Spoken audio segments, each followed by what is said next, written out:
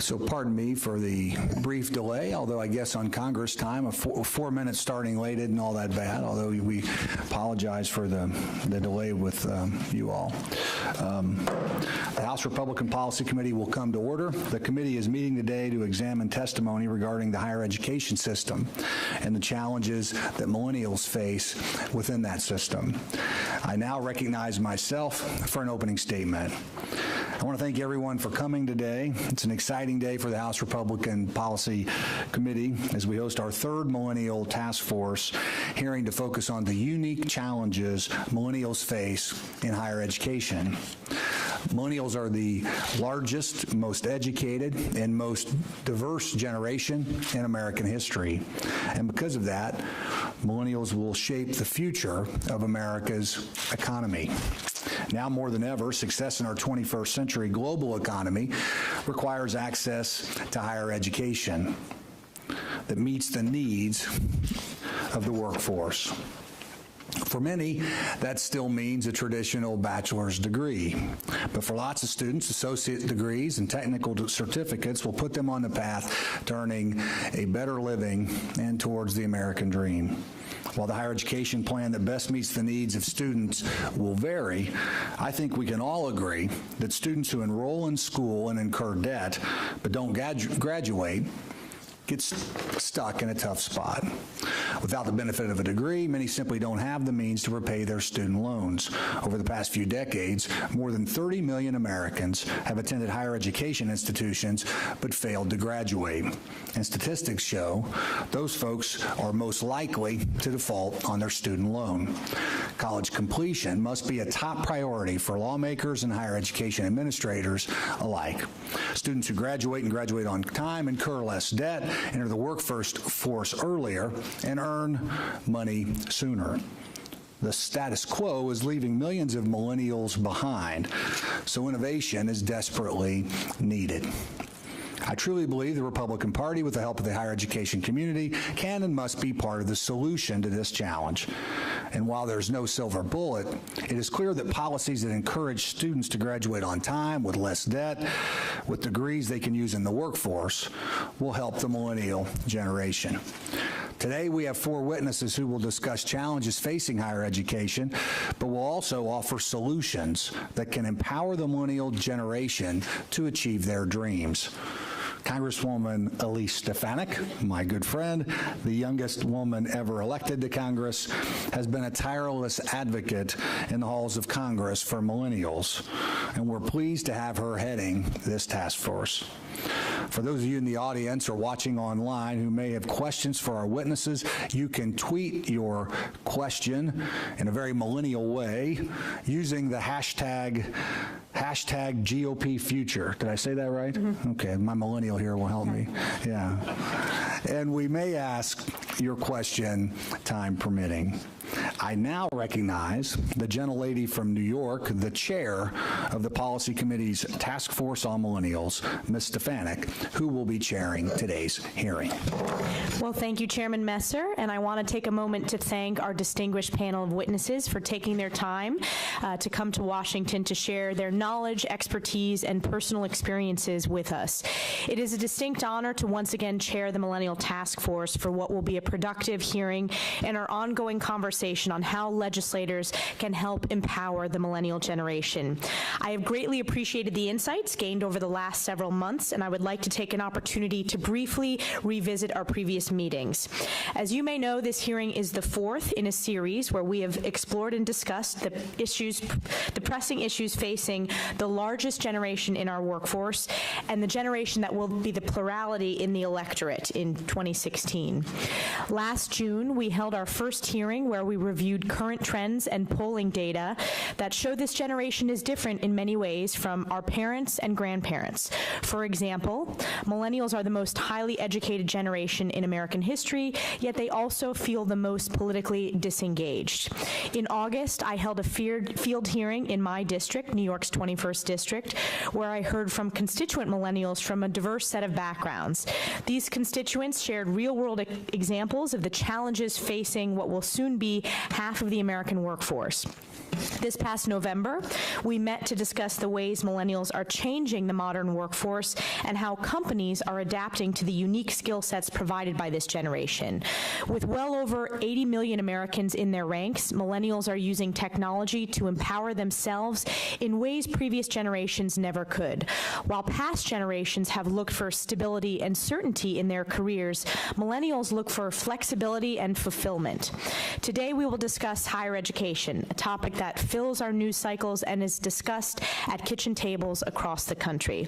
As the first member of my immediate family to graduate from college, the issue of college affordability and accessibility is a priority of mine.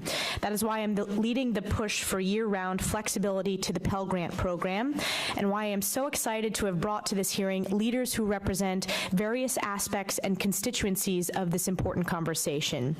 Today's students are coming of age during a turbulent time in American history. With an economy that offers limitless potential, there remains a climate of rapidly rising tuition, a narrative that dissuades the pursuit of trade and technical education, institutions that are catering to an outdated idea of education, and crushing levels of student debt. In fact, the College Board released a study that shows the average cost for attending a public four-year institution rose an average of 2.8% per year over the last decade, when compared to the 0.2% decrease each year in inflation-adjusted median family incomes during the same period. The following stories, unfortunately, begin to make sense. The New York Times reports that the average student who graduates with debt leaves campus owing around $30,000. Even more concerning is a recent report by the Wall Street Journal that noted 43% of Americans with federal loans are not making payments. And Bloomberg News cited a study that 59% of millennials have no idea when they will be able to repay their student debt. Reports like these make the tremendous weight of the nation's student debt portfolio seem even more backbreaking. Fortunately, as the Wall Street Journal also reported, and a few of our panelists will surely discuss, students who complete their education are far less likely to find themselves held back by this debt. It is critical that we as legislators and leaders in higher education find solutions to this crisis, while also understanding that the challenges facing our higher education system are not limited to just affordability and financing. We must empower our students with the access, flexibility, technology, and information needed to make sound decisions for their future, regardless of if that decision is to attend a technical school, a community college, a four-year institution, or pursue an advanced degree or any other option available. I really look forward to hearing from our panelists here today, who will be able to discuss not only the need for an environment of flexibility and fresh ideas, but also, I hope, offer a diverse set of proposals and feedback that will help us in our efforts to support the empowerment economy and foster an educational system that returns its focus to where it belongs, preparing our students to compete in a 21st century global economy. Again, like Chairman Messer said, I invite those in the audience to submit questions for our panelists via Twitter, and you can use the hashtag GOPFuture. Other members of the task force will now be recognized for opening statements if they wish. I now recognize Mr. Hurd. Thank you, Madam Chairwoman. This is a great hearing because I'm proud to be a graduate of the public school system, and I appreciate the opportunity to address one of our country's most pressing issues. Making sure our kids have the support they need to attend and graduate from college is important. And my district, the 23rd Congressional District of Texas, spans from San Antonio to El Paso, covering countless smaller cities and towns in between.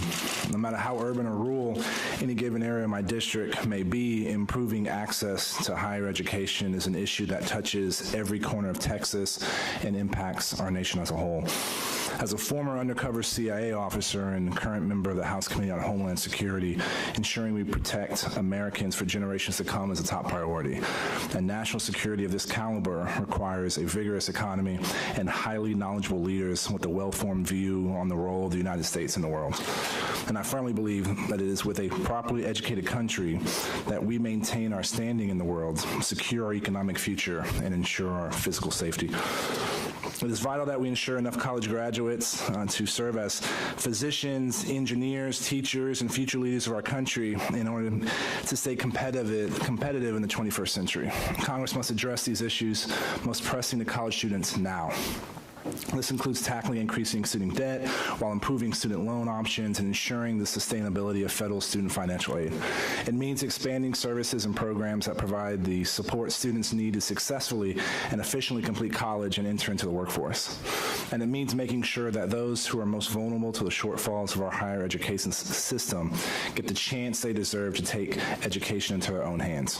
The 23rd District is fortunate to be home to several universities and colleges that do a fantastic job serving students as best as they can with the resources available to them. It is my hope that today we are able to discuss ways to equip universities with the tools they need and empower students to reach their full potential. I appreciate each of the witnesses' attendance and look forward to working together towards a brighter future for college students in Texas and our nation as a whole. Thank you. Thank you. We are fortunate to have a distinguished panel of witnesses before us today. Mr. Stan Jones is the president of Complete College America, a national nonprofit that works with states to substantially increase the number of Americans with a post-secondary credential. Prior to founding Complete College America, Mr. Jones served as Indiana's Commissioner of Higher Education for 12 years, where he worked with Congressman Messer when he was a state legislature in Indiana in passing nationally recognized high school dropout reform that significantly increased high school graduation rates across the state. Our next witness is Mr. Jack Raimondi, who is the president and CEO of Navient Corporation, the nation's largest student loan company with more than 6,000 employees across 9 states and 12 million customers. Prior to joining Navient, Mr. Raimondi was president and chief operating officer of Sallie Mae and held a number of positions in the private sector specializing in banking and investment management. Mr. Jim Kennedy is the Associate Vice President for University Student Services and Systems at Indiana University. His responsibilities include oversight of the student information system and institution-wide operations, as well as directing financial aid across all 7 of IU's campuses. Prior to joining IU, Mr. Kennedy held positions at North Dakota State University, the University of Minnesota, and Emory University. Ms. Lauren Kent is a full-time student enrolled in a mathematics and science associate degree program at Jefferson Community College in Watertown, New York, in my district. Jefferson is one of 30 community colleges within the State University of New York system. After graduating high school, Ms. Kent enlisted in the U.S. Navy, where she spent 5 years active duty and 3 years as a reservist. Her husband is currently stationed with the U.S. Army at Fort Drum. The chair now recognizes Mr. Jones for 5 minutes for his testimony. Thank you. So Complete College America, we started about 7 years ago, and we're completely funded by foundations, like the Gates Foundation, Lumen Foundation, Carnegie Foundation. As you can tell from our name, it took us 6 months to figure this out, but to let people know it was about completing college. We didn't want to be an acronym. We wanted to send the message. Since we started, we now work with 35 states, District of Columbia, Puerto Rico, a coalition in California, and the territory of the Northern Mariana Islands.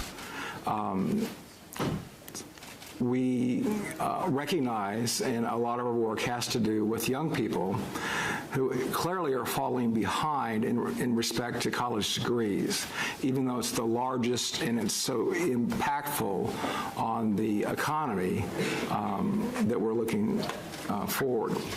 What most people don't know, they think these young people go off to college and then they graduate.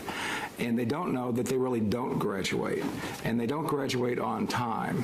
And sometime maybe later when you see this student after leaving high school at a football game they go back to, they say, well, yeah, I stopped, but I'm going to go back.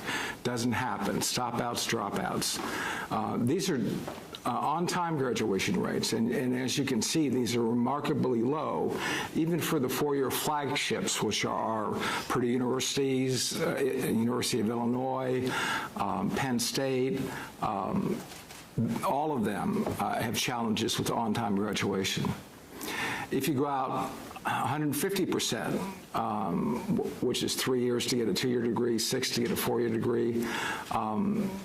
It gets better, but not good enough for so many students. Of the 2-year number is very low, and half of the ones going to the non-flagship 4 years, typically your regional or urban campuses. We put out a paper not long ago called The 4-Year Myth. Only 50 of 580 institutions actually graduate more than half of their students on time. So that's a pretty big list. We also know that attainment is extremely important by income level. That's been demonstrated in survey after survey. The group we're only really reaching is the top quartile. You can't just say this is a problem for poor children. It's a problem for all children except the upper quartile, because even the 33.9 is not impressive. We know it takes longer to get a degree, and to be at a community college, to get a 2-year degree takes 3.6 years. That's a long time to get a 2-year degree. And these are full-time students. And as Representative Messer pointed out, it costs more each year in lost wages and the cost of going to college. Pretty substantially. And there have been studies out, talking about family formations are going farther and farther out. People don't pay into their student debt, having to wait to start a family. There are 2 studies, one from University of Texas and one from Temple University, showing that if you go past your on time, that's when you start racking up the debt even more. And so, as you can see, you go from 20 to 35,000 and 19 to 32,000. So it's that time after when you've pretty much used up your parents' money and your loan money and your grant money and the university's money, and you're on your own. That's when it gets really expensive. And why is this happening? One reason it's happening is remediation. People don't know this, but any community college, I could be in any state, 60% of students at community colleges start in remedial work. And there's a huge attrition. Very few of those students actually ever get a degree, or they actually ever even complete their first math or science, math or English course. It's better at the 4-year college, but there's still a lot of remedial students. We also know, and this is probably the single, and I'm glad, Representative, that you've introduced legislation, the single most correlated example is numbers of credit hours you get your first year. And so if you can get 30, then your numbers go up substantially. If you get below 24, your numbers go down substantially. So accumulation of credit hours is just so terribly important. And that's also true at the 4-year level. And again, you can see the big drop-offs. Unfortunately, the students across the country haven't got that message. These are full-time students. These are students that come into an orientation and are asked, how many of you expect to graduate in 2 years or in 4 years? And the answer usually is, like 2/3 of them do, but they only take 12 credit hours. Only about a quarter to a third take 12 credit hours. And that's where the Pell Grant comes in. Pell students graduate at a lower rate than other students. They too take lower credit hours, and that makes a difference. But the thing I really wanted to point out is really the third statement. 12 credit hours, which is the maximum Pell, has become the de facto standard across the country. And what it means is that almost every state, except Indiana's, and every university's financial aid programs all count on 12 credit hours. It also means most counselors recommend to students take 12 credit hours. They've already put them on a 5-year plan, not a 4-year plan. And so it wasn't probably intended to do that, but by setting a 12 maximum for Pell, that really set the ceiling for what students were taking, and it impacted across the country. And so probably the single most important thing that you could do was pay attention to how can we increase the number of credit hours that students could graduate on time. And they're not all going to graduate on time. We know that. And so one way to do that, essentially, is students are allowed 144 Pell credit hours, is essentially let them borrow from the back in order so they can take 15 in one semester or 30 credits in a year. And if they can get 30 credits in a year, their on-time graduation rate goes up dramatically, and just their graduation rate goes up dramatically. So we very much want to incent students through the Pell Grant to go ahead and take 30 credit hours and complete during the year. I need to hurry up, so I'm gonna, remediation is, the other thing is that remediation is entirely unsuccessful, but a number of states are adopting a new standard, which is rather than give remediation before you take a class, you take it at the same time you take a class. We call that a co-rec rather than a prerequisite, and we're getting substantial results. We're in math, it's quadrupling the numbers of students that are getting their math done in their first year, and in English, doubling it. And these are 4 states, 5 states, and we've got another 14 states that we're working with to do the same thing. On the other hand, if you look at what Pell does, Pell allows for 30 credit hours, a full year of remediation. And we know by studies that we've done, that others have done, it's wholly ineffective. Those students, many of those students will never ever graduate from college. Maybe 1% if they're taking 3 courses, maybe 10% if they're taking 2 courses, but they won't graduate. And so finally, the other thing I want to point out is that in the data that's collected by the federal government, the one big missing piece is they have not collected graduation rates for the Pell program. And so how can we know what to do if we don't know how these students are graduating? And we also don't know how the older students are doing. We clearly don't know how the younger students are doing.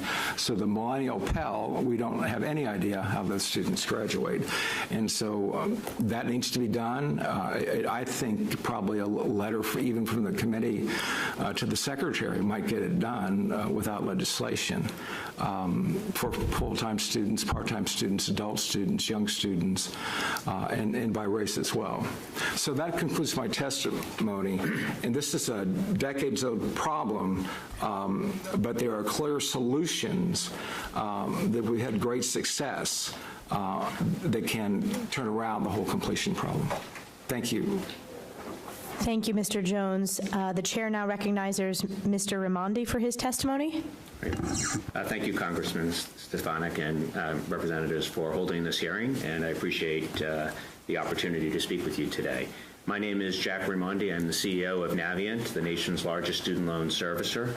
Today, Navient helps more than 12 million borrowers successfully manage their student loan payments.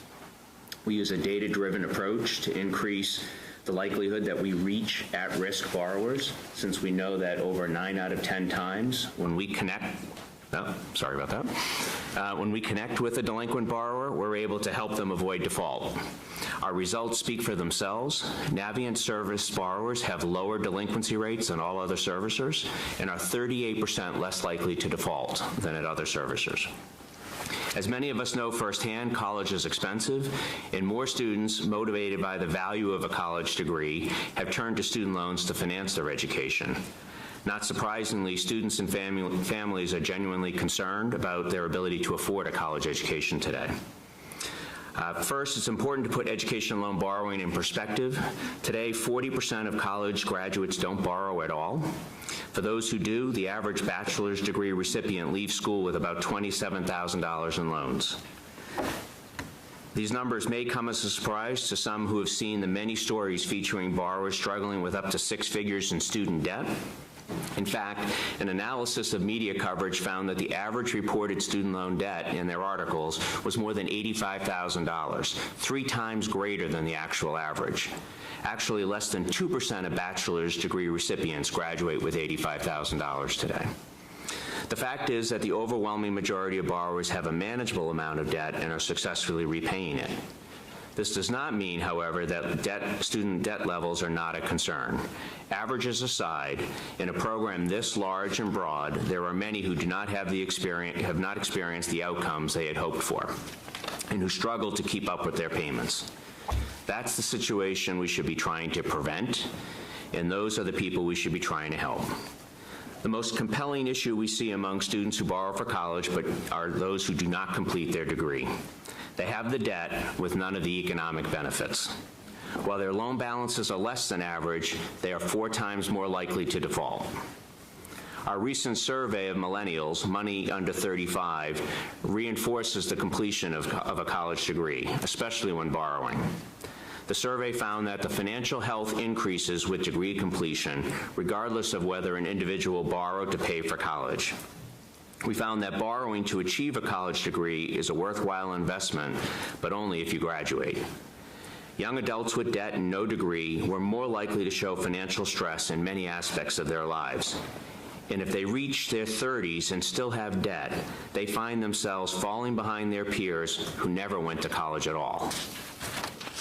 From our front row seat every day in working with college students and recent graduates, we've developed 4 key recommendations to improve borrower success in the federal loan program.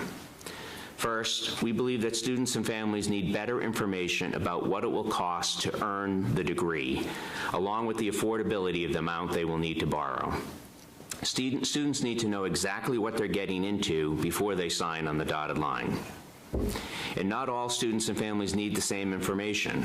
We should do more to identify students at risk before they borrow to help them make more informed choices. In a recent survey we did of high school students, we found that students most receptive to this idea of personalized outreach are those who are first in their family to attend college, exactly a type of segment or portion of the segment we need to reach. Secondly, we need to simplify repayment. Today, there are 56 options a borrower in repayment can select, including 9 income-based repayment plans, all with similar sounding names. So many options and programs create confusion. They should be and can be simplified. For example, collapsing the 9 income-driven repayment options into one plan would be a great start. Third, let's help borrowers understand the benefits of paying off their loans early, if they can. In the rush to help struggling borrowers, too many have trumpeted lower payments over longer periods as the universal solution, despite the higher interest costs the borrowers would pay. Yes, we need programs that help struggling borrowers through short-term and long-term challenges, but these programs should also help anyone enrolling in these options to understand the trade-offs and costs so they can make the right choice for their financial circumstances. Finally, let's encourage borrowers to engage with their servicers. Default in the federal loan programs is avoidable, but borrower contact is key. If borrowers are led to believe that calling the servicer is useless, who benefits? There needs to be a concerted effort to encourage borrowers to contact their loan servicer as a resource. Our experience with 12 million customers shows that borrowers who stay connected with their servicer are more likely to stay out of delinquency and default. Contact works. Let's encourage it. Helping students make better decisions to improve graduation rates, limit borrowing to affordable levels, keep their payments on track, and stay actively engaged with their servicers can ensure the student loan program achieves its true policy objective, providing access to higher education and success for all. At Navient, we're committed to working with Congress to enhance success of individual student borrowers, and we look forward to the opportunity to discuss our insights and ideas that would continue to improve student loan success. Thank you. Thank you, Mr. Raimondi. The chair now recognizes Mr. Kennedy for his testimony. Chairman Messer, Task Force Chair Stefanik, and distinguished members of the committee. My name is James Kennedy. I'm the Associate Vice President of University Student Services and Systems at Indiana University. Thank you for giving me the opportunity today to discuss the initiatives underway at Indiana University that assist students to better manage student debt and costs during their college experience. One of my primary responsibilities is working with all 7 Indiana University campuses on financial aid issues. Indiana University consists of 114,000 students. Over 84,000 students receive some form of financial assistance. Bloomington is our flagship campus with over 48,000 students. Indiana University, Purdue University, Indianapolis, or IUPUI, is our urban and medical school with over 30,000 students, and the other Indiana University campus has enrolled an additional 36,000 students. Providing program and advising for students regarding financial issues and degree completion continues to be a high priority and is included in our bicentennial strategic plan for Indiana University. I'm here to discuss our success with 3 major initiatives at Indiana University. Through our comprehensive financial literacy program started a little more than 3 years ago, a detailed review and changing of our financial aid processes, and the university's commitment to student success and degree completion, we have helped Indiana University undergraduate students lower their borrowing substantially, approaching 18% over 3 years with a savings of approximately $65 million. And looking at all our students, both undergrad and graduate, the reduction is over $78 million. Indiana University's Office of Financial Literacy and its IU Money Smarts financial education program were established to assist students in making informed decisions before, during, and after college. The goal is to provide students with information that will increase the likelihood of making smart personal finance choices relevant to their goals. Initiatives include one-on-one appointments, classroom setting education, interactive online material, and events and workshops. The program also provides tools, resources, and tips from experts to assist students in learning positive financial decision-making. A 60-minute online financial training module was initiated in 2013 for all new students. This module includes information on student loans and financial basics, such as savings, budgeting, and credit. moneysmarts.iu.edu is our main source of financial information for students. Included in this tool are weekly financial lessons that are accompanied by episodes of our Money Smarts U and How Not to Move Back In With Your Parents podcasts. New podcast topics being developed include having a car in college and making smart room and board decisions. Starting in 2012-13, Indiana University started sending annual student loan debt letters to all student borrowers. In our discussions with students, we discovered that many did not have knowledge of their overall student loan debt until graduation or when they started repayment. While students completed the required Department of Education entrance and exit loan counseling requirements, there was no information actively provided to students while they attended. The annual debt letter gives students information on all federal loans, including and private loans processed through Indiana University, and includes cumulative debt, estimated monthly repayment, estimated interest rate, remaining eligibility, and other important information to assist students with understanding their student loan debt. The annual debt letter has been well received and it has resulted in many student inquiries about managing student loan debt. Indiana now has a state law mandating the annual debt letter for all institutions receiving state grant funds. Other financial aid process changes include revisions to our cost of attendance methodology, including strongly encouraging e-text options to reduce the cost of books, earlier interventions with students not meeting federal academic progression requirements, limited aid appeals, continued review of touch points to counsel students with debt issues, and more targeted institutional aid to keep net costs down. Under the direction of Indiana University President Michael McRobbie, we have implemented several completion initiatives which have the secondary benefit of decreasing the amount of money students will need. In collaboration with the Indiana Commission for Higher Education, the 15 to Finish program promotes taking 15 credits per semester to graduate in 4 years and minimize debt. The IUPUI and regional campuses are showing a 42% increase in the number of students taking 15 or more credits per semester. Interactive degree maps and other self-service tools are used to provide students with a clear pathway to finish their baccalaureate degree in 4 years. Early alert systems allow professors to identify students with attendance or academic issues and direct them to their advisors or other campus support staff for assistance. The financial aid staff and campus advisors work closely together to counsel students on credit completion standards and the impact of withdrawal on state and federal aid program eligibility requirements.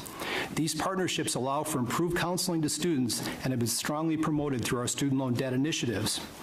These initiatives are having an impact.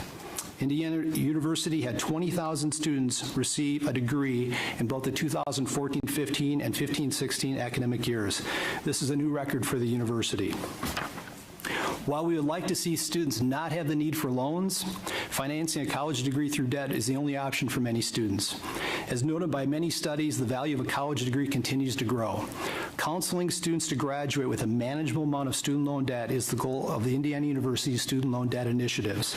Together, we are dedicated to our students as they achieve their goal of a college degree. Thank you. Thank you, Mr. Kennedy. The chair now recognizes Ms. Kent for her testimony. Good afternoon. My name is Lauren Kent, and I'm a first-generation millennial student currently attending Jefferson Community College in Watertown, New York. Thank you for the opportunity to be here today. It is both an honor and a pleasure. Even though I am only now preparing to graduate with my associate's degree, my pursuit of higher education began long before I stepped foot onto a college campus. I am the youngest of 4 children with parents of modest income, and I knew that fulfilling my goals of a college education would be at my own expense. At 17, I recognized that I was not prepared to incur a large debt for an education toward a degree that might or might not help me find employment. Therefore, I decided to join the world's greatest Navy. The military offered valuable training in a profession that could transfer into the civilian workforce, financial security, a variety of support structures such as health benefits and housing options, as well as educational benefits for my future. During my enlistment, I was fortunate enough to meet my wonderful husband, who is still an active duty member of the U.S. Army. We have 3 amazing children, which partially explains why my college career didn't begin until the spring of 2013. From the beginning, pursuing an undergraduate degree has been fraught with challenges, some created by personal choice, others outside of my control. As a member of the Armed Forces, I was eligible to receive tuition assistance for college. However, as an active duty member, I worked odd shifts and long, unpredictable hours, which prevented me from attending traditional college courses. These factors contributed to my decision to wait until my enlistment obligation was complete before furthering my education. My experience is not atypical. The transition from active duty service to the role of active duty spouse came with sacrifices. My husband and I agreed that it was in the best interest of our family and our financial future for me to stay at home. I can never replace the time I spent raising my children. However, deciding to be a full-time stay-at-home mother further delayed my plans to advance my education. Again, my experience as a millennial military spouse is not atypical. Moreover, as a military family, we move frequently and have lived both domestically and abroad. The military tries to minimize the effects caused by frequent moves by offering educational facilities on military installations, yet the degree programs offered often do not include STEM-focused courses. The degrees supported by most online classes and most educational institutions associated with the military focus primarily on business, computer science, and liberal arts.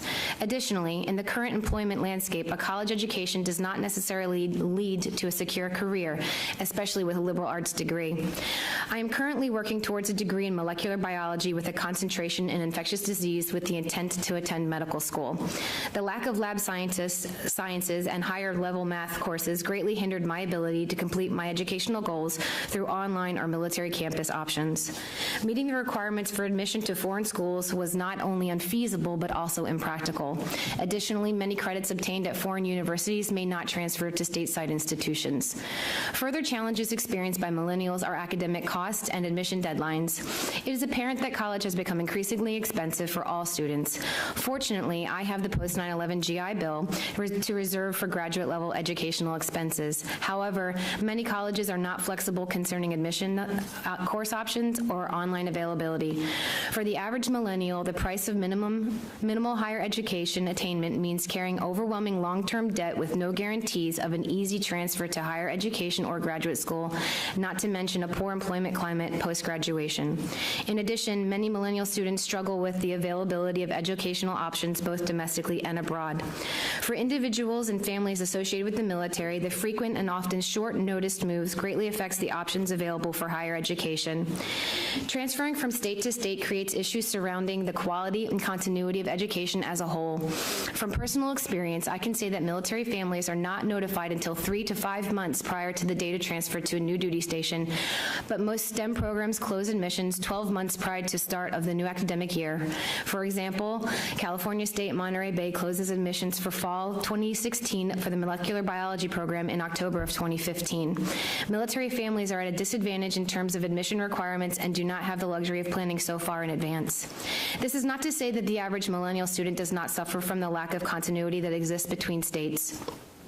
Many students struggle with issues such as the residency requirements linked to affordable tuition, the transferability of credits between institutions, acceptance into select educational programs, and board certification processes to acquire the appropriate credentials. Of equal importance, every individual of this country feels the strain of the contracting job market. Though there has been jobs growth since the recession, much of that growth is attributed to part-time employment. The shift away from full-time employment by many employers has created lasting effects for the average millennial and his or her lifestyle. Many individuals can no longer afford to be autonomous, opting to remain in their parents' homes instead, or are only able to afford renting a home. Also, several graduates have shared that the monthly expenses associated with their student loans mirrors that of a mortgage payment. Furthermore, many delay starting a family until they are financially stable. The latent effect of delaying a family is a diminished workforce for future generations. In addition, millennial veterans face some further employment challenges in a contracting job market. Unfortunately, being a veteran does not always come with the respect or social benefits that recruiters promise recruits. Military members who were promised the opportunity of a career in the service are now at risk of being forced out of their profession due to budget cuts. The decision to downsize the military leaves many service members belonging to the millennial generation in a position of being experientially overqualified for today's workforce. Another undoubtable perception is that many of the combat veterans transitioning from the military suffer from PTSD or are in some way battle damaged. These perceptions affect their marketability and the ability to become gainfully employed as civilians. Clearly, some of the challenges I have encountered are unique to my circumstances, yet many more seem to resonate as a common theme among most students. The cost of post-secondary education is the most significant issue for the entire student population. A viable solution exists in offering unconventional students the option of receiving subsidized financial aid for part-time coursework. Many millennial students must simultaneously balance coursework and a job in order to earn a livable income and struggle to meet existing financial aid requirements. Subsidies for textbooks costs should also be taken into consideration. Last semester alone, my textbook costs exceeded $2,000. Textbooks in the new access code beginning to rival tuition costs. Another solution exists in offering free education for the first 2 years of college strictly on the basis of merit. Students should maintain a specific grade in each course to receive funding for the first 2 years of school. If they fail to meet the grading requirements, they should return funding for the delinquent courses and perhaps a minimal fee. If possible, some form of debt relief should be considered for those who have already completed coursework as millennials. However, a nationwide merit-based 2-year college education that is free to students will be most feasible if academic transfer continuity exists across state lines. Students wouldn't struggle with the issues surrounding interstate transfer that prolong degree completion and inflate education costs. Lastly, federal oversight on exceptions to admission policies for active duty military members and their dependents would be a means to eliminate educational barriers that military families encounter through no fault of their own. Thank you for your time. Thank you, Ms. Kent. I now recognize Mr. Holtgren for his opening statement. Well, thank you. Sorry, I was running a little bit late. I had some other meetings that couldn't break away from, so I apologize for that. But I do want to thank Chairman Messer and Stefanik for convening the task force hearing today. We're talking about much more than higher education, although that's the theme. We're talking also about teachers and doctors and mechanics and scientists that will lead our country into the 21st century. I think it's also a good opportunity for us to discuss if our system for funding higher education in the United States is working as we intended it to work. As we look at student loan servicing today, I also think it's important that we do not lose sight of the decision-making process for when students and families consider taking out a loan. We need to be having a more serious conversation in Washington about the $1.2 trillion in federal student loan debt, what it means for both borrowers and taxpayers. The Wall Street Journal shed some light on this last week, and currently they stated that 3.6 million federal student loan borrowers are in default. 3 million borrowers are delinquent. 3 million are postponing payments due to economic hardship, while just 12.5 million are current on their loans. This means that 43% of the roughly 22 million Americans with federal student loans were either behind or receiving permission to postpone payments due to economic hardship as of January 1st of this year. So how can we, the United States, say with a straight face that these programs are making money? Under the Federal Credit Reform Act, the government makes about $88 billion over the 10-year budget window from 2014 to 2024, but under the fair value accounting, it actually loses $135 billion. Believe it or not, under current scoring rules, the Congressional Budget Office is actually required to use the Federal Credit Reform Act, which does not take into account market risk, the exact market risk we are currently encountering with a struggling economy where graduates are having difficulty obtaining good jobs so that they can repay these loans. There's wide agreement that the federal student loan program should use fair value accounting. I was recently reading a report published by the Treasury Borrowing Advisory Committee that I was pleased to see underscored CBO's views on what the most appropriate accounting method should be, and I quote, "When the government extends credit, the associated market risk of those obligations is effectively passed along to taxpayers who, as investors, would view that risk as having a cost. Therefore, the fair value approach offers a more comprehensive estimate of federal costs," end quote. Even the left-leaning Brookings Institute is publishing agreeable scholarly work on this topic. So if borrowers are having trouble repaying these loans and the government is losing money, we should take a harder look at how and where it is being spent. So in the coming days, I plan to write the Treasury Secretary so policymakers in Congress have a better understanding of the risk taxpayers are being exposed to by a struggling federal student loan program. My wife and I are blessed to have 4 wonderful children. 2 of them are in college and 2 still at home. I want to make sure that they have the same opportunities that my parents helped make available to me, but the increasing cost of college is daunting, to say the least. Since 1985, the cost of college has increased 250% faster than the rate of inflation. According to the College Trap, if the cost of college tuition was $10,000 in 1986, it would now cost the same student over $21,500 if education had increased as much as the average inflation rate, but instead, education is $59,800. So what role should we play in helping make sure that students and families make the right financial and educational decisions? First, I think we have a responsibility to make sure students and their families are getting the information they need when making these decisions to take out student loans. For most college graduates, how to pay for college may be the largest financial decision they'll make in their lifetime, at least until they consider purchasing their first home. When weighing the full cost of attendance for some universities, the total price tag may come to well over $200,000. This is a staggering figure for a high school student who has spent their summer waiting tables or mowing lawns.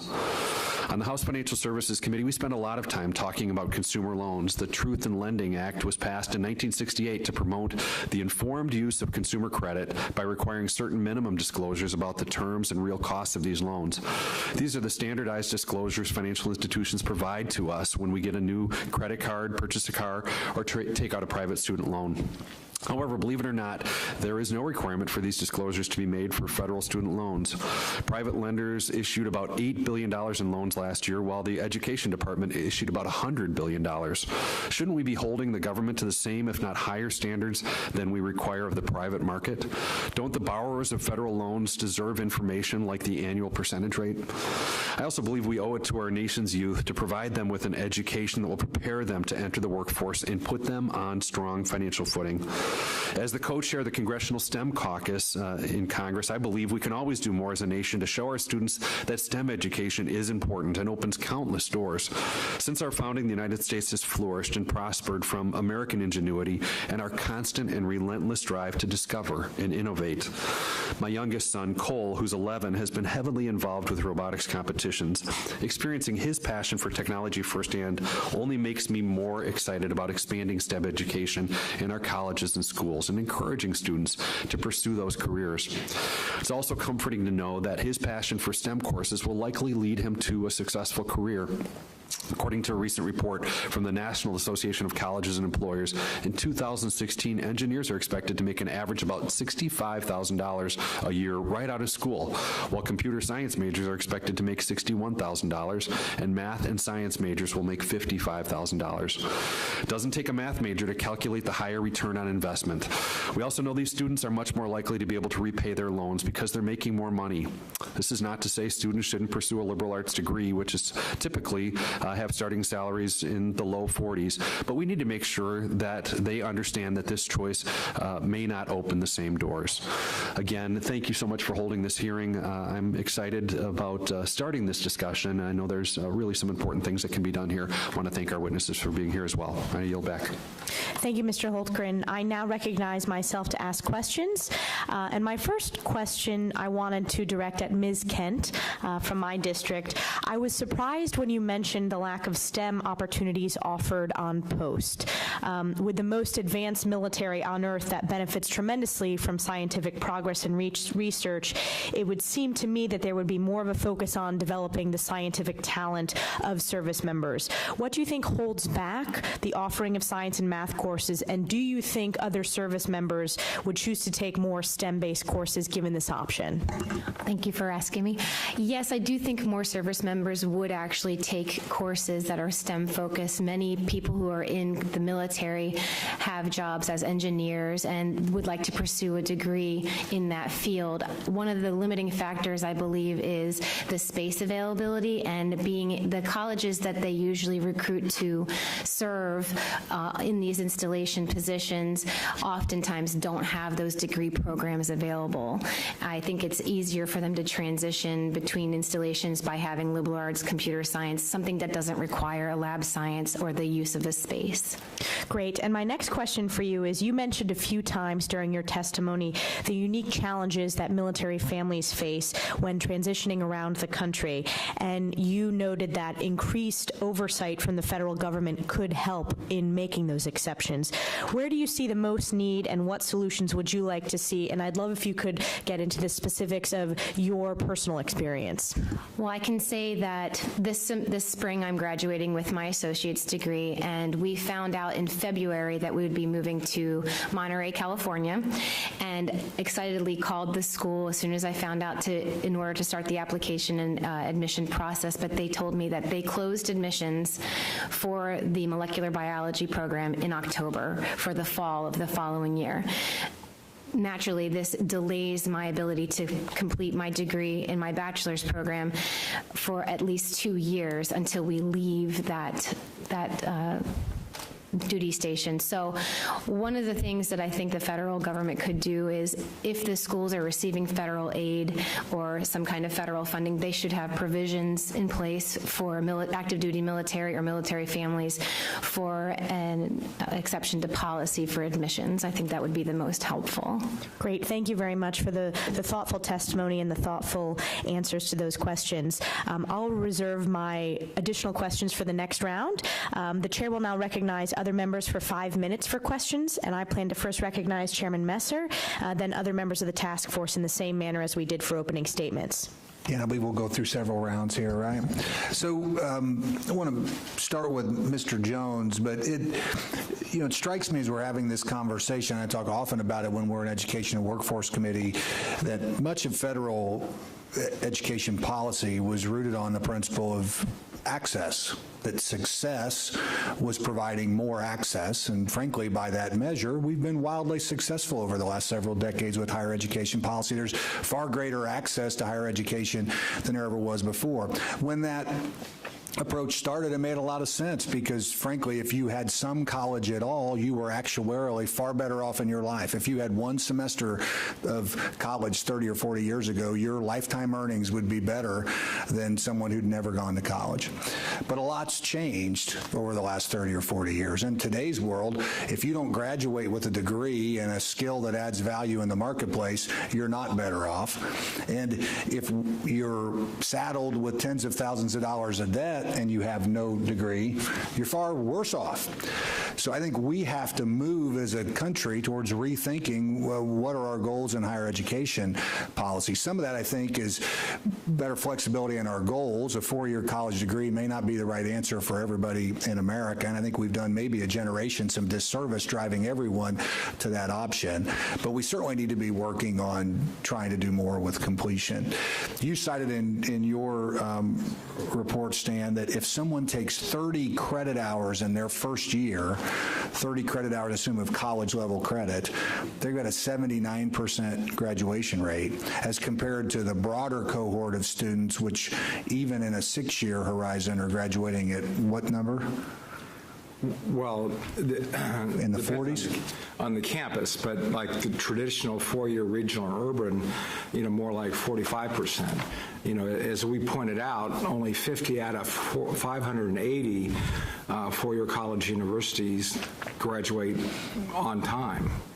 So there's obviously a lot that goes into this, but I wanted to ask you first, and I want to later get to your Pell Completion Program, but you mentioned in your presentation the challenges we have with remediation. That as kids go through remediation early in their career, there are far more, or I should say kids and adults. I mean, in today's world, kids and adults that go through that remediation may have a hard time getting to graduation. But what is our alternative? I mean, what can we do to do a better job with remediation? Of course, we'd like to snap our fingers and have no one leave high school needing remediation, but that's an unlikely outcome anytime quickly. So could you talk a little bit about what would be a better approach to remediation and helping get people back to graduation? We just put a report out in the last couple of weeks because we wanted to illustrate this point that students who recently graduated from high school go into remediation as the same rate as older adults. And so we have a substantial problem. Even the students that graduate, that took these courses in high school, they're going to college. Right away, about 60% go to college. Within 2 years, 75%. Eventually, 85% go to college. And overwhelmingly, they're not prepared. So, and the college, having accepted those students, large numbers of recent high school graduates, the millennials, are in remediation. And there have been studies that essentially say the issue is attrition. I didn't like math in high school. I'm now in math remediation. There's a 30% no-show rate for the first class. They give me another remedial class. I don't want to do that. I had a state senator from Texas come up to me and his son went down, wanted to start with great enthusiasm. They put him in remedial courses. He said, "Dad, I can't do this." And he signed up. Unfortunately, went to Iraq and came back safely, and they're going to try it again. But that's so disheartening to so many students. They just quit. It's not that they can't do the work. And so what we've seen through studies, and in Indiana, it's been replicated, Georgia, Tennessee, if you think about remediation not taken in the summer or the semester before as a prerequisite, but as a co-requisite, the numbers jump up substantially. And so, for example, it's as simple as in English, South Dakota, English 101, English 101A. English 101 is 3 class hours a week. English 101A is 5 class hours a week. Austin P, Tennessee, they have an additional 2-hour required lab. In every case, now, these are statewide numbers, Georgia, Tennessee, West Virginia, Indiana. The math number has gone from like a 12% completion rate to over 50% in 1 year. And English from about a 25% rate to over 50% in 1 year. And those numbers will get better. And so it's just simply more time on task. When you need it. Most people don't talk about math outside the classroom. People forget it. But if you get more math when they need it, we've seen tremendous results. And again, not in pilot programs. Ivy Tech, they're doing it for every incoming freshman. Yeah. Well, thank you. I'm going to reserve my time and for the next round of questions. Mr. Holtgren. Well, again, thank you both for your work on this. It's important and is certainly, as I travel around my district, hearing so oftentimes from young people, but also families who are burdened by this and be concerned, and something we need to be figuring out and talking about. So I want to thank you all as well for being here today. I've got a couple different questions. First, I want to address my first question to Mr. Mr. Raimondi, if I may, for all of you, I want to thank you for joining us today. I understand Navient's business is focused on servicing of federal loans following the split with Sallie Mae. I would appreciate your perspective as a banker on how we have just as much of a federal student loan origination problem as we do a servicing problem. We should be celebrating certainly that more of our nation's young people are making the decision to attend college, but I'm concerned they're making one of the biggest financial decisions of their lifetime at the age of 17 or 18 without maybe having all of the right information. On page 5 of your testimony, you state improved disclosures such as the enhanced loan information used in credit card or private education loan disclosures would help potential federal student loan borrowers understand the likely payment amount in context of typical earnings. I understand that TILA was applied to private student loans in 2008, and although met with some early resistance from private lenders, is now treated as a success. What information are borrowers of private loans getting that borrowers of federal loans are not getting, and why is this information so important? Thank you for your question and interest in this topic. We do think education before students borrow, before the money is lent and spent, is critical to future success in this program. In the private student loan programs, you're correct in that the disclosure requirements are far more enhanced than what a student will receive in the federal loan side of the equation.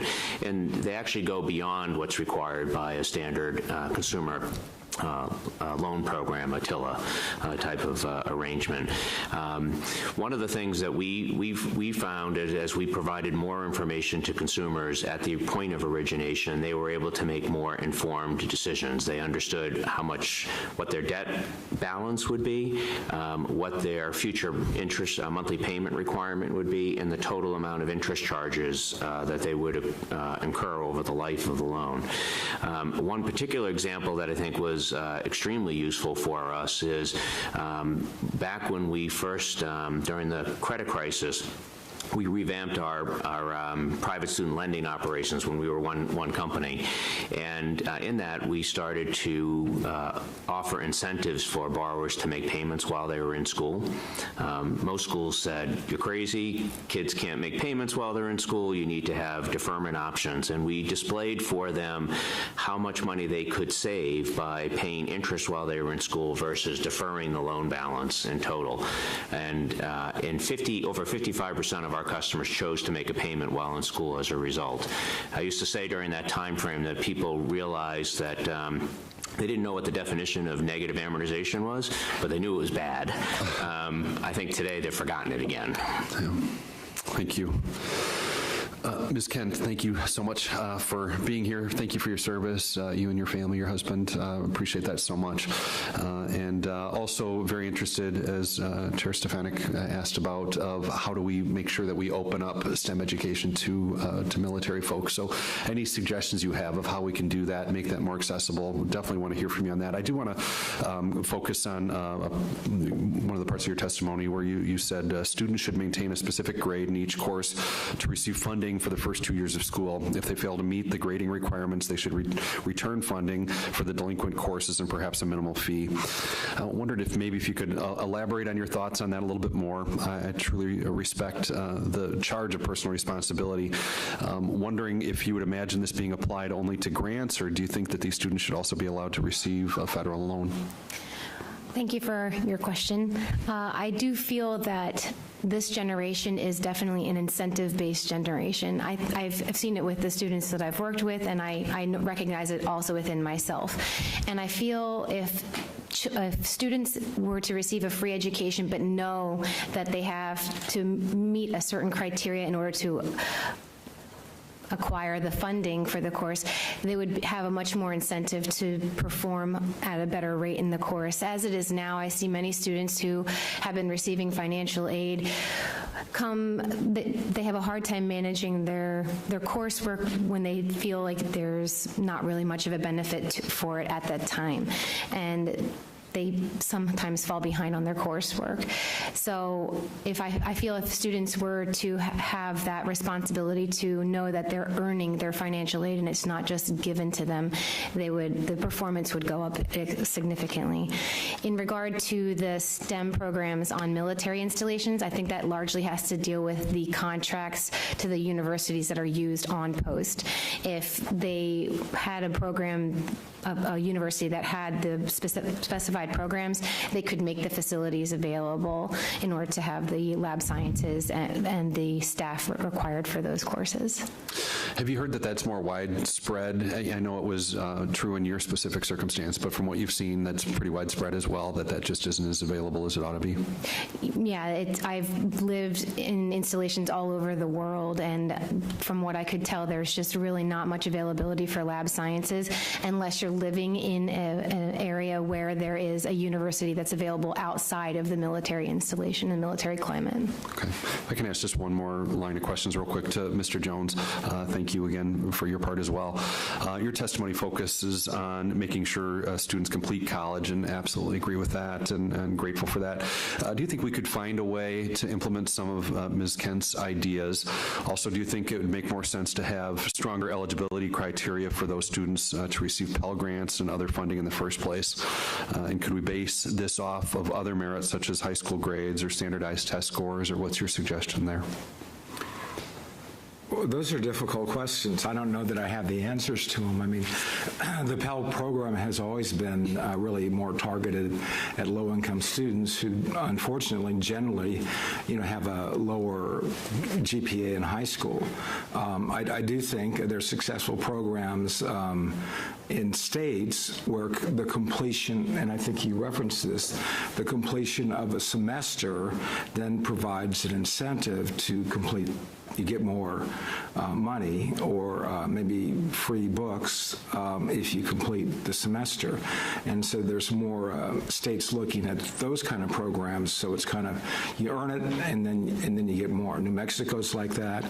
Indiana just literally adopted a program along the lines that Chairman Stefanik is talking about.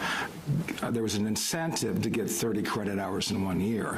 And these were all low-income students that it applied to. For the state is a need-based state, and they had incredible increases in the number of students taking more credit hours than they ever have. And so there is something, as the young lady said, there is something to incentives that can be very powerful in moving this whole thing forward. And so I think this concept of incentives to take 15 in a semester, incentives to complete 30 that then lead you in the next semester. Some states are, colleges are giving on-time incentives. As long as you're on time, you get frozen tuition until you graduate. So there's a lot of strategies around that that can be very effective. Great. Thank you all so much. Again, appreciate your work and want to stay in touch on this important issue. I think it really is going to make a difference for families, but also to our future generations. So thank you. I yield back. Thank you, Mr. Holtgren. Our next question is from Twitter using the hashtag GOPFuture, and it's from Jefferson Dedrick. Can Mr. Kennedy speak to how IU's success can be translated to a larger scale via legislation or U.S. Department of Education programs? And if you briefly could take a moment to describe some of the successes, I believe that's in reference to the annual student loan debt letter that you initiated in 2012. Sure, thank you. I think the three-prong approach we've tried to implement at Indiana University, I think, has been very successful, basically focusing on the financial literacy pieces, the financial aid pieces we discussed, especially the student loan debt, and then the focus on completion. And just to piggyback on one of the other questions that was asked, I believe the 15 credit per semester, to keep on track to graduate in 4 years is very important. But I think, as you've mentioned as well, Congresswoman Stefanik, the summer is also an important piece of it to keep on track for 30 a year. So if a student has a problem when they can only take 12 for one semester, can they make that up in the summer? And one of the problems right now with that is really there isn't a lot of financial aid available for any summer class. Usually the federal aid is used up during the academic year, so that creates an issue. So, we obviously want to focus on the 15 per semester, but as long as they have 30 and are going to graduate in 4 years, that's a very important piece. To answer the question, I think the financial literacy piece is so important that students understand, and even when they get to college, it's probably a little bit too late. We really want to make sure people understand the basic pieces of financial literacy, budgeting, financial pieces, paying bills, budgeting, just everything around student loans. We want to make sure people understand that. I think we've done a good job of really focusing on those pieces. The debt letter, I think, for us has been very successful. We talked to students and we'd ask them, how much debt do you have out? And it was amazing how many students did not know how much debt they had. And that was really the groundwork for starting the debt letter, because we were just horrified that we would have students say, I think I have 10 or 15,000, and it was 30,000. And making sure that students understand their monthly repayment rate when they start. So they get that debt letter their first year, they've taken out their first loans. You can see, okay, I have a $5,500 loan, here's going to be my repayment amount, and they can see where that's going to be and even plan overall how much that'll be at the end. That's a lot of planning and making sure there is no surprises at the end. When you take out $27,000, I still think loans are a great investment. So at a $27,000, you graduate that amount of loans, you've got about a $280 a month payment for 10 years, standard repayment plan. I think that's a pretty good investment, especially for an Indiana University degree.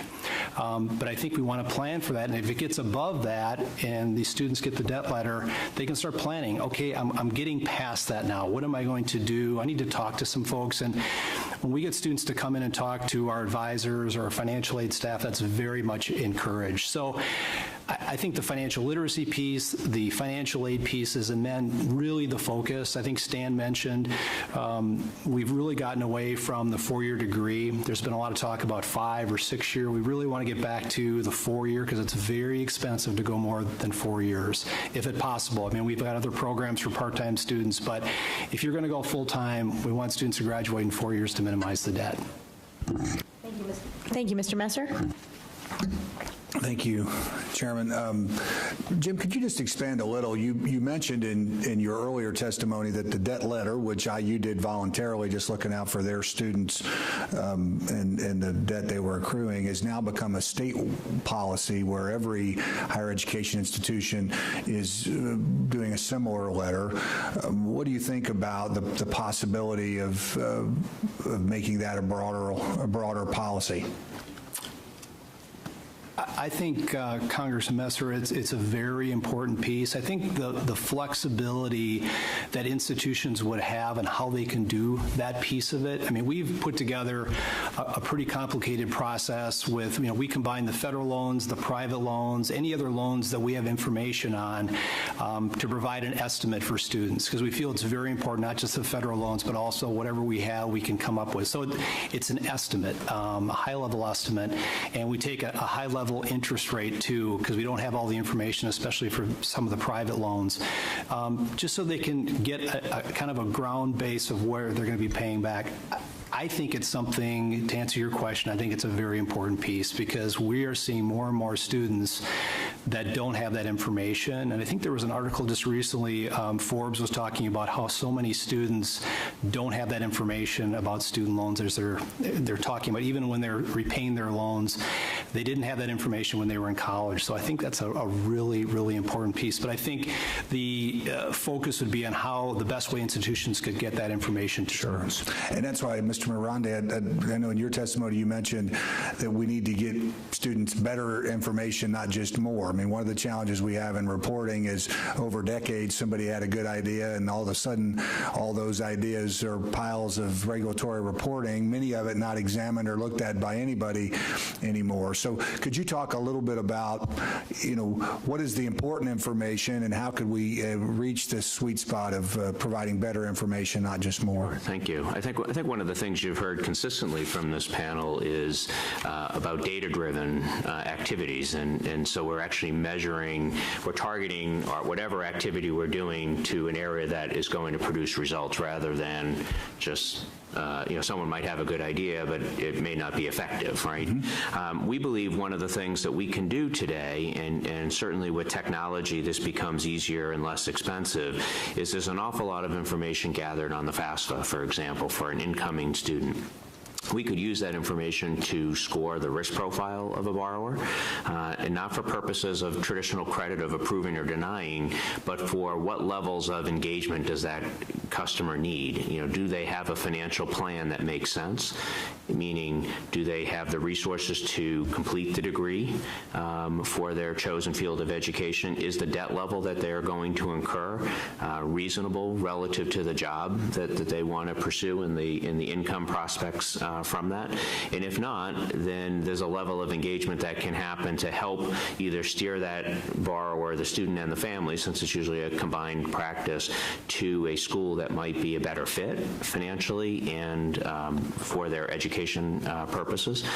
That's the type of information I think that can help quite a bit and put people on a better track towards completion. I think your point there, right, is one size fits all doesn't work. If you're like Ms. Kent here and taking molecular biology, that's a career path that might, a little bit of debt might not be as big a problem as it might be if you're on a different study path. I would feel very safe in saying if we had more borrower customers like Ms. Kent here, we would not have the student debt problems. I'm confident of that.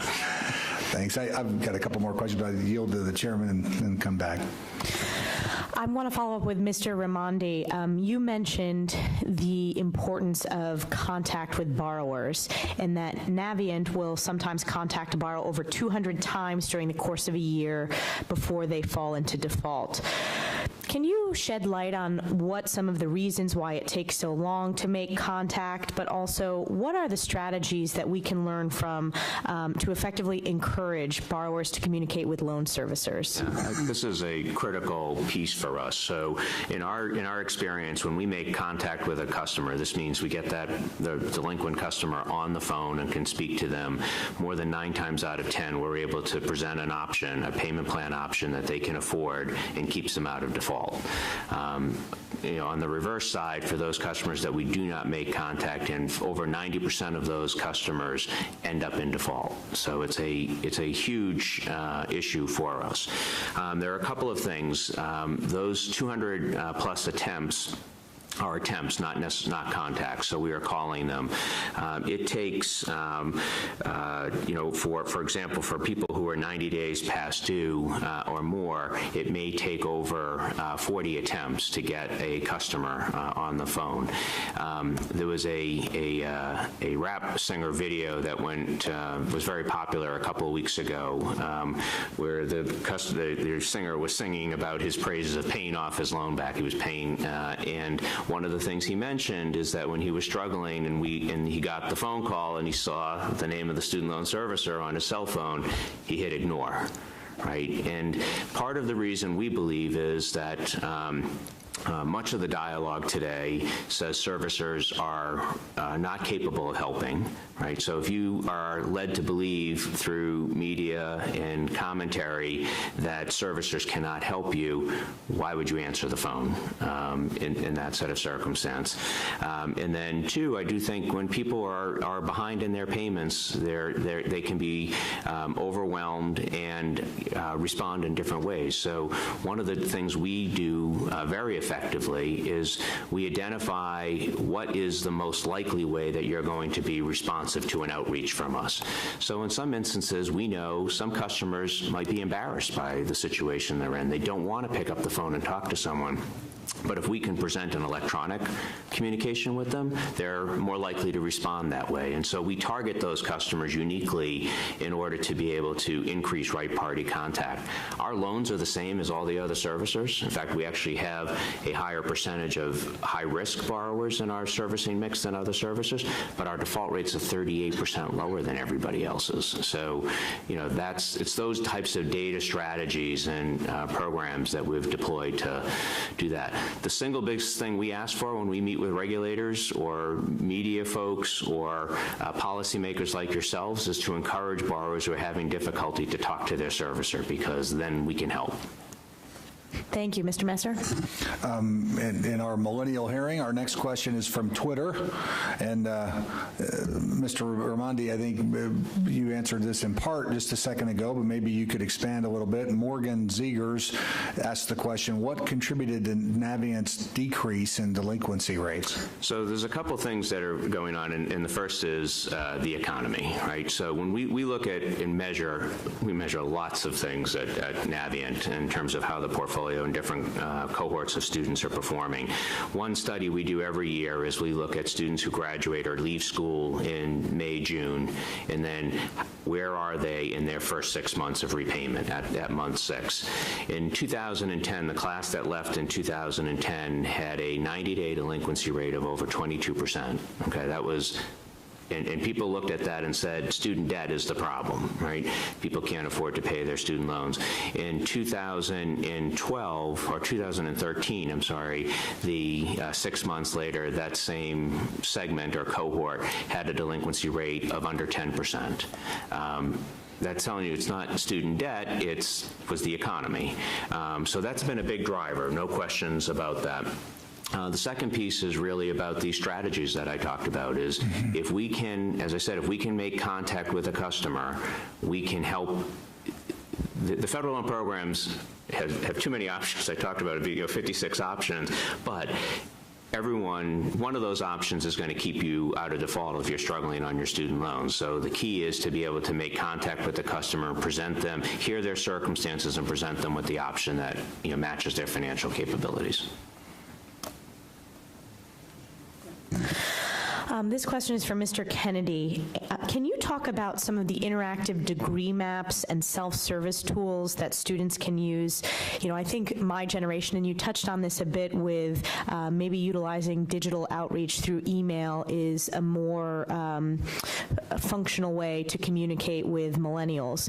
I think having data and digital tools is an asset in this space as students are making the decision to take on this debt. Can you talk about what IU is doing with the digital interactive tools? Absolutely. Thank you for that question. It's very important when students start out that they're able to plan their degree plan for all 4 years right away. And we've spent a lot of time this last couple of years developing a tool online where students can map out exactly the classes, and it works with their degree planning and with their advisor. The nice part about that is if they drop a class, there are other ways the tool can work to add a class back in, and it's all very interactive for the students. So it's a very useful tool, and basically they can always plan, the whole time. And if something happens to their schedule, they can replace. So the whole key to that is to make sure that they're going to be able to get those classes to graduate in 4 years, and we can do a lot of planning on the back end with that, with classes and scheduling as well. So that tool has worked well for us. The other piece that I think is very important that we're excited about is our early alert system, where we can right away, if we find students that are having trouble in classes or they're not attending classes, the faculty member can notify the advisors and other campus staff so there can be follow-up with those students to find out what's happening, what they need to do, if they need additional help in those classes. That can be a big help with making sure they can go through, because some students just need, they need to talk to somebody and figure out maybe the class isn't working, and we try to do that as early as possible in the semester so we can catch these students and help them so they can continue to complete. So those two pieces, we do have a pretty complicated student information system that has other tools for students, like their schedule. They can move classes around and get the optimal schedule that works best for them, especially if they have like a job and they're trying to schedule their classes around certain other activities. But the interactive degree maps have been very helpful for us. And one follow-up on that, some of my colleagues on the higher education subcommittee, as we've done visits to various higher ed institutions, some of the pilot projects are digital tools so that you not only have a snapshot of the classes you're taking at that moment and your 4 years, but they tie it to the median income, the employment rates from that major. Have you thought about that at IU? Have you seen that from other colleges and universities utilize a tool like that? We don't have that on this piece, but we have a career services tool that students can use. It kind of interacts with the other online tools, and that has a lot of information about, careers and the starting salaries. So that, I think that is out there, and I think that's a very important piece as well with some of the debt initiatives. We have not put that into our debt letter, our debt initiatives, those pieces. One of our next steps is we'd really like to focus and look at that information and then see students that are exceeding loan limits in comparing to their actual major they're going into. Thank you. Mr. Messer? This is from Jefferson Dietrich. It's to Mr. Jones. It mirrors a question I was almost going to ask for you anyway, so I'll just go ahead and read this one. It says, Mr. Jones, what initiatives can Congress and the U.S. Department of Education support to help college completion in this session of Congress? We all recognize it's important. What policy should we be for to help make that happen? 3 points. One is that I think there's nothing that could be more impactful than getting students to take 15 credit hours. And when I visited with the chancellor at IUPUI, he said, "Stan, before you say anything, I want to show you this." And he had 10 years of data on first-time freshmen taking 15 credit hours. This was averaged about 26%. And in 1 year, they went over 50%. In the second year, they went up to 62%. IU Bloomington's at 63%. And I said, "So how did this happen?" He said, "Well, we just sent somebody to your event," and he said that they came back and said, "We can do this. Our counselors are recommending 12 credit hours." We say instead of, unless they can't, for work or family, they should be taking 15, and you should load them that way. And I think that the Pell program is one of the best ways that you can send that message of 15 for a semester, 30 for a year, and because it's the de facto standard, and not only would it affect Pell students, but it would affect university financial aid programs across the country, state financial aid programs across the country, plus the culture that 12 credits somehow gets you to graduation on time when it doesn't. So that's huge, and I think if you could, and we'd be happy. And how would that work in a semester? Mr. Kennedy mentioned that 30 in a year may mean you take some in the summer. Sure. Are you suggesting from policy, how would that work as a policy perspective if you didn't do 15 each the first 2 semesters? Well, there'd have to be an incentive. The people getting 12, we don't want to take away from that, but there have to be some kind of incentive so that students can... Or staying on pace. Yeah, on time. And as I said, one of the ways to pay for it is they have a maximum credit hour of 144. They could just take off the back end or accelerate through their credit hour. So that would be significant. The second would be remediation. Students drowned in it. And again, the Pell program has 30 credit hours allowed for remediation. I can't imagine that somebody that takes 30 credit hours ever gets graduated. So your suggestion there would be that we somehow marry those incentives to curriculum that also helps one progress towards a degree simultaneously. Exactly. You said it better than I could. Well, hey, I'm just a member of Congress. And then the third is the reporting, right? It's like this gentleman said, and I think everybody else says, is that when we started, we didn't think about data, and typically as a former legislator that we both were, we think about data as accountability or part of a governance system, and we think about data now as a way to uncover things that people don't know, educate people about what's going on, and it's a catalyst. So many times we start, and the faculty members are like this, and after we explain to them, we give them the numbers for their university, and they say, that can't possibly be our numbers. We're sure we have a better graduation rate. We're sure more students get through remediation. We say, these are your numbers. And they said, well, where did you get this? We got it from your state agency.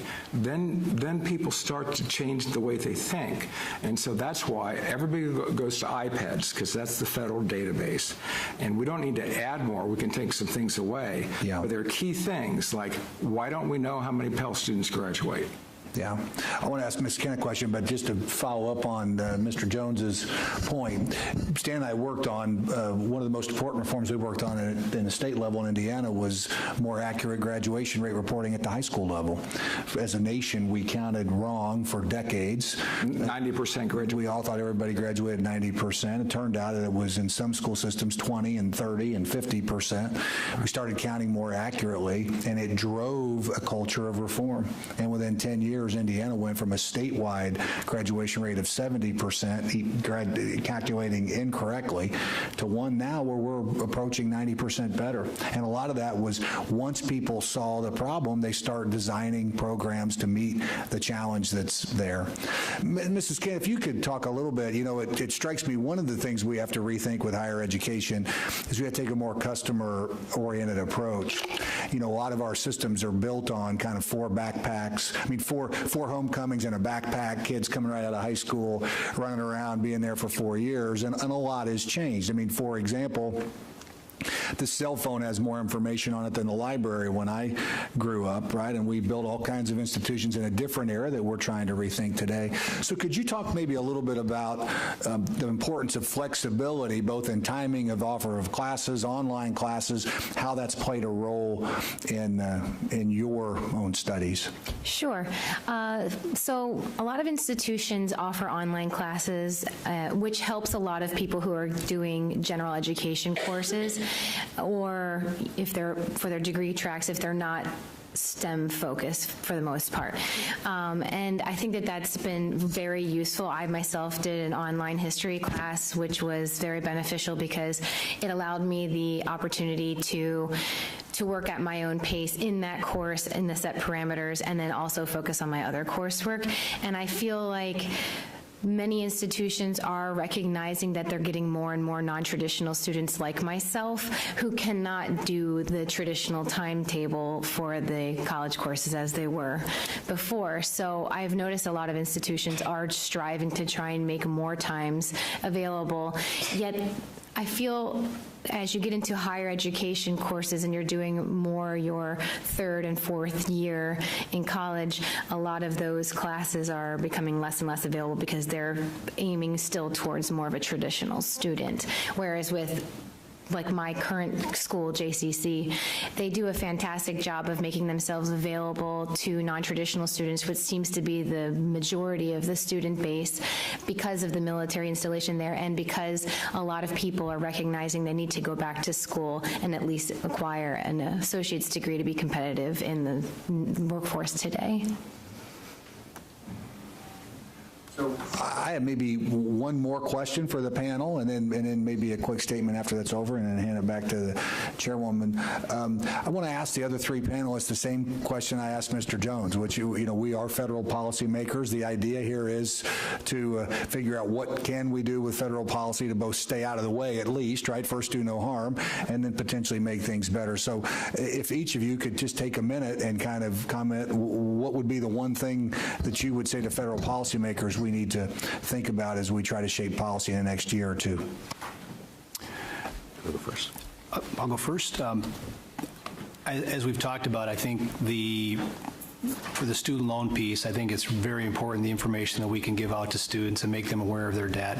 I think the student loan debt letter we've put in place is a very important piece, and whatever we can do to help students with that piece early on to make sure they understand their student loan debt. But if I could add one more to that as well, I think we have to focus on the 15 credits and 30 per year because there's a huge debt piece by not graduating in 4 years.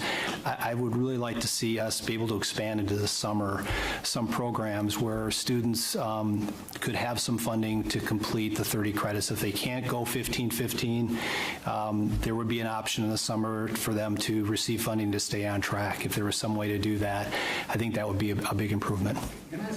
Can I ask a quick question about that just to make sure that I understand it from those that do? As I understand it now, you're eligible for a grant each semester and it's really whether you get to 15 or not, you're eligible at least up to 12, right? And then you're not eligible in the summer. So, for example, one could have some reduced access for 12 each credit and then allow access in the summer, which now is not allowed, right? I mean, that's not even conceived under current. Well, it used to be.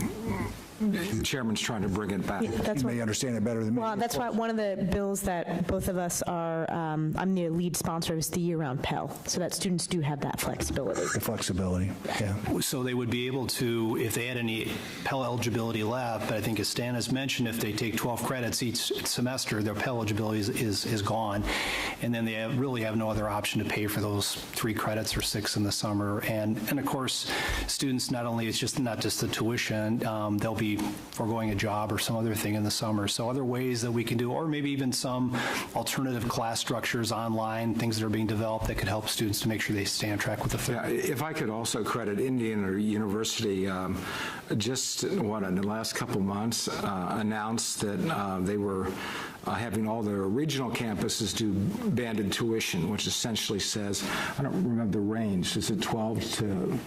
Yeah, it's based on a 15 credit to 18, basically. Okay, so essentially you can then take 15 for the cost of you were taking 12. And a lot of the major colleges at IU and Purdue and Penn State, it doesn't cost you more tuition-wise, book-wise, to take 15 rather than 12. So this the 15 credits, the 30 credits incents universities. I mean, I was very pleased when they did that, because that will make a huge change. And so part of this, again, is changing the mindset or the culture, and universities have a lot of other tools that they can use to make this even more effective. Mr. Ramondi, Mrs. Kent? Okay. Ladies first. I agree that tuition and the Pell would be, making it available year-round would be extremely helpful, but I think there should also be a consideration for book costs, textbook costs, that is becoming increasingly more expensive. A lot of times instructors will require a online access code to be utilized with the textbook as well, which the online access codes are now starting to cost the same amount as the textbook itself. And another thing that I feel would be really beneficial would be some sort of continuity across state lines as far as credit transferability and the standardization for what they consider to be in line with their institution's rigor standards. I've personally found that it's difficult to leave partway through one of your school years to transfer to another institution and have them accept all of your credits that you've previously taken. So something about the standardization of the credit rigor, even at a minimum level, and then institutions could actually make them higher if they so choose, but to accept a minimum standard level for the credits at each institution. Congressman Helkern talked at the beginning about the Credit Reform Act scoring, and this is actually a barrier to implementing some of the ideas that we have had here. Under current budget rules, the federal loan programs make money, and so anything that causes those to be, any program that spends money to, say, reduce defaults or to reduce loan borrowing actually costs money under the federal budget scoring process. So fair value accounting would actually allow for some of these programs to be funded. I think that's an important piece of a opportunity to create the ability to move forward with some of these suggestions. And the second thing I would just say is you've heard a lot of different ideas from the panel today. Encouraging the Department of Ed and schools to pilot and test things would be a great way to implement some of these solutions, see whether they work, measure the data, and then come back and say, okay, we have an effective, proven program that can actually drive and deliver these results. Just to end with this, and I'll turn it over to the chairwoman, but this is a great panel. Thank you for being here today. This topic is, of course, important to millennials, but I really believe it's even much bigger than that. It is literally about preserving the American ideal, the idea that no matter where you come from in life, in America, if you work hard and stay focused, anything is possible. You can achieve your dreams. In the last 12 years in America, the bottom 80% of wage earners have seen a net decline in their income. We've got a real challenge in frozen paychecks and what we're going to do about that as a nation. But education is the gateway to opportunity in modern America. That 20%, those top 20% of earners are virtually all college educated. There's some exceptions, some Bill Gates is in there and stuff like that, but for the most part, it's folks that have found their path through education to the American dream. So we got to get this stuff right. We got to get the policy to the point where we're not just about access. We need to continue to be a country where there's great access to higher education, but we also need to become a country where there's very high completion rates for folks that are a part of this program. Thank you for being here. Thank you, Chairman Messer, and I want to echo his statements. Thank you so much to the panelists here today. I want to especially thank Ms. Kent for visiting us from Watertown and representing many of the students in my district, and I think you're a great spokesperson for the non-traditional college student. Our college student today looks very different than the typical college student 10 years ago, and thank you for your service to our nation. You know, some of the themes that I think are incredibly important as we continue to tackle this issue is financial literacy. You spoke about this, Mr. Kennedy, in making sure that even before students get beyond K through 12, students and their families have the financial literacy tools to make decisions for their economic future. I also think ease of communication and utilizing digital tools to talk to students more effectively. I thought that was a key point that you made, and it also applies to the student debt letter. I think that's a really good idea that we can think creatively about how to apply that. And then broadly, flexibility and accessibility, particularly for our military families, and I represent a very high number of military families in my district, figuring out a way to make sure that our higher education institutions have the flexibility to welcome veterans and military family members who may not have the traditional path to higher ed. So again, thank you very much. Thank you to all the attendees and the people on Twitter for tuning in, and this hearing is adjourned. Good to see you. No, I haven't.